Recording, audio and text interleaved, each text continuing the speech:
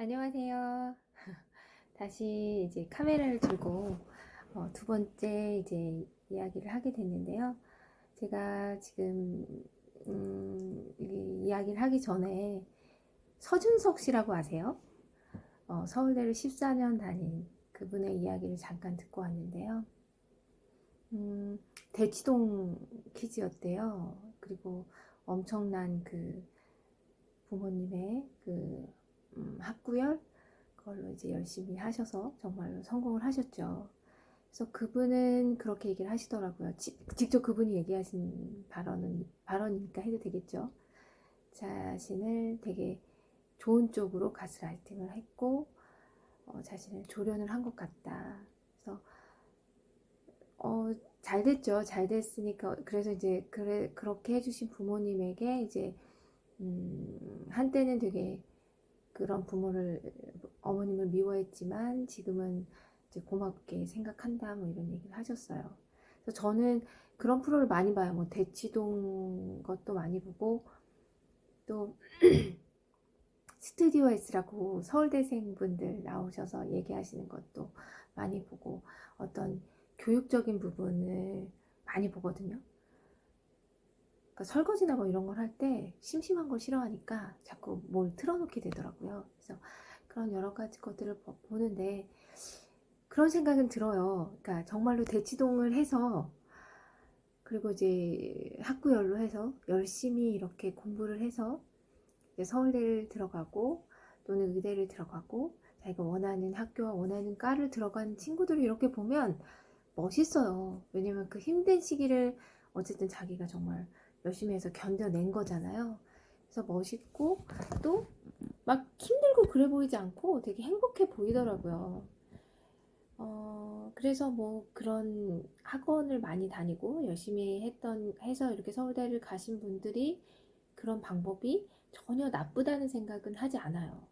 그러니까 저는 어떤 생각이냐면 사실은 세상에 아이들은 너무 다양하고 또 어떤 친구에게는 정말로 그렇게 학원에서 되게 치열하게 경쟁하고 뭐 이런 것들이 분명히 맞는 친구도 있는 것 같아요. 제 주변에도 있거든요. 근데 또 어떤 친구들은 그런 것들이 너무 버겁고 이제 그런 방법이 아닌 다른 방법으로 조금 공부를 하면 오히려 훨씬 더 효과가 좋을 수도 있지 않을까 이제 그런 식으로 생각이 되는 친구도 있고 저도 그리고 아기를 낳기 전에 꽤 긴 시간 동안에 사교육 시장에서 좀 있었던 터라서 그런 다양한 아이들을 좀 많이 만나봤어요. 근데 이제 요즘에 느껴지는 거는 거의 대부분 이제 어떤 아이들의 특성을 살피기보다는 이제 부모님들이 약간 불안도 있고 다른 애들은 뭐 이거 이렇게 나가고 이거 하고 있는데 우리 애들은 좀 시간을 그냥 허비하는 것 같다 이러면 이제 불안해하시고 이러니까는 살피기보다는 먼저 이제 학원을 가는 그래서 약간 안타까운 부분들이 조금 있어서 조금 다양한 방법들이 있다. 이제 학습을 하는 방법에서는 뭐 학원을 가는 방법도 있지만 또 이제 자유롭게 공부하는 이런 방법도 있다. 이런 것을 조금 그리고 그 방법이 그렇게 뭐 효율성이 떨어진다거나 그렇게 학습 성과가 잘 나지 않거나 그렇지 않다라는 거를 조금 보여드리려고 이 방송을 하게 됐습니다. 이제 처음에 그거 한 편 찍고요. 제 목소리를 들어봤더니 목소리가 생각보다 너무 약간 가식적이기도 하고 그래서 좀 놀랐는데요.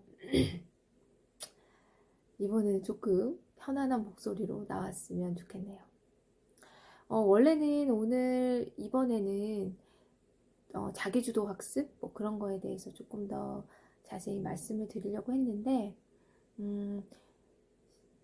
얼마 있으면 방학이더라고요. 겨울방학. 그래서 겨울방학 학습에 대해서 얘기하면 좋겠다라는 생각이 들어서 오늘은 지난번에 했던 한 과목 학습법 거기에 대해서 조금 더 이제 빠뜨린 내용이 좀 있었던 것 같아요. 그래서 그거를 조금 더 얘기를 하고 그 다음에 방학 때는 어떤 식으로 공부를 하는지 이제 말씀을 드리려고 합니다.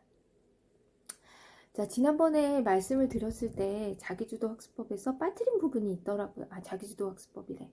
한 과목 학습법에서 빠뜨린 부분이 있더라고요. 어떤 걸 빠뜨렸냐면, 한 과목 학습법을 할 때 제가 이제 국어, 영어, 수학 뭐 이런 식으로 이제 원래 저희도 그 아이들에게 이제 하루 동안 할 분량을 이제 상의를 해서 정하긴 하지만 하루 동안 할 분량을 이렇게 정해 놓는다고 말씀을 드렸었잖아요. 근데 그 하루 동안 할 분량을 정해서 아이가 이제 그날 자기가 원하는 과목을 하나로 정해서 나머지 과목을 대체할 수 있다고 했는데, 만약에 엄마가 생각할 때 그 분량을 정하는 게 사실은 조금 중요하거든요. 근데 엄마가 생각할 때 아이가 계속 수학만 되게 많이 해요. 그러니까 수학만 계속 한 과목을 선택하는데 수학을 좋아해서 수학을 계속 많이 해요. 그러면 당연히 다른 과목은 조금 뒤처지겠죠. 그래서 이제 저 같은 경우는 우리 아이가 국어를 했으면 좋겠었거든요. 왜냐면 자꾸 수학만 하니까. 그리고 수학 한 과목을 계속 하다 보면 그 한 과목이 되게 단계가 되게 빨리 나가잖아요. 왜냐면 다른 애들은 국어, 영어, 수학을 하는 시간에 얘는 수학만 하니까 당연히 빨리 나갈 테고, 거기에 이제 뭐 게임 획득 뭐 이런 걸 줘서 아이가 더 이제 수학만 하게 되니까 더 단계가 빨라지잖아요. 그럼 이제 조금 부작용이 뭐냐면, 그래도 우리 아이들은 사실은 잘 따라가기는 했어요. 단계가 막 올라가도. 그래서 꽤 잘 따라갔는데, 문제는 수학을 풀려도 약간 언어적인 그런 이해력이 필요하고, 특히나 언어적인 부분에서 이제 단어 이런 거 있잖아요. 어휘 그런 것들이 딸리니까 얘가 문제는 풀 수는 있어요. 근데 애가 너무 거기서 모르는 단어들이 너무 많은 문장을 읽어야 되니까, 예를 들어서 뭐 강수량이라든지 뭐 모둠 활동, 그런 단어 자체를 다 모르잖아요. 사실 저희 아이는 1학년이었으니까 1학년 때 이제 막 6학년 걸 풀고 이러니까요. 그래서 근데 자기는 수학을 하겠대요. 수학이 제일 낫대요. 근데 제가 보기엔 너무 애가 힘든 거예요. 그래서 이제 국어를 했으면 좋겠는데, 저희 아이는 글을 읽는 걸 되게 싫어한다고 그랬잖아요. 그래서 책 읽는 거를 정말 안 하거든요. 그래서 이제 어떤 식으로 했냐면, 이제 시중에 있는 문제집 같은 경우를 많이 보죠. 그래서 살펴보고 조금 쉬워 보이는, 편안해 보이는 이제 그런 교재를 찾은 거죠. 그래서 저 국어 교재는 제가 되게 좋다 그랬죠. 그래서 그런 교재를 찾아서 되게 분량을 적게 주는 거예요. 적게. 그러면은 야 이건 진짜 시윤아 봐봐봐 진짜 쉽지 문제 봐봐봐 되게 쉽다 되게 빨리 풀어 이렇게 꼬시는 거예요. 그리고 이거는 네 바닥만 풀면 영어랑 수학 다 이걸로 해줄게 이런 식으로 하는 거죠. 그 전에는 이제 그 문제집이 아니었거든요. 국어를 할 때. 그래서 이제 엄마가 한 과목 공부를 할 때, 한 과목 선택하기를 할 때, 이제 내가 원하는, 애가 이제 이 과목 말고 다른 과목을 했으면 좋겠다고 생각이 들면, 그 과목의 공부 분량을 부족하다 생각하면 오히려 확 줄여주는 거예요. 그래야지 그 과목을 선택을 하겠죠.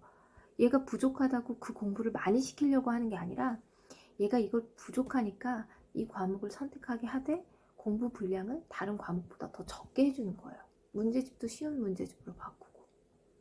그러면 공부가 사실은 아무리 좋아도 뭐 정말로 재밌어 하는 애도 개중에 있겠지만, 아무리 좋아도 뭐 게임이나 노는 것보다는 좋지 않겠죠. 그죠? 그러니까 적게 할 수 있다니까 얘한테는 훨씬 더 좋은 선택이 되는 거죠. 그래서 한 과목 공부하기를 하실 때는 어머님이 보시기에 이제 얘가 부족한다거나 아니면 이 공부를 했으면 좋겠다라고 생각이 드시면 그 과목을 양을 줄여주세요. 줄여주시고 좀 쉬운 걸로 바꿔주시고, 오히려 부족한 과목을 좀 쉽게 접근할 수 있게 그렇게 해주시면 걔가 그걸 하다가 정말 또 재밌어 하기도 해요. 쉽고 막 빨리빨리 진도가 나가니까 너무 쉽고 재밌어 하고, 그 다음에 어머니, 아버님들이 의도하진 않았는데도 불구하고 단계가 생각보다 쉽게 시작해서 오히려 더 빨리 높은 단계로 올라가게 되더라고요. 그래서 너무 처음엔 욕심을 부리지 마시고 아이가 쉽게 접근할 수 있게 이렇게 해주시면 좋을 것 같아요.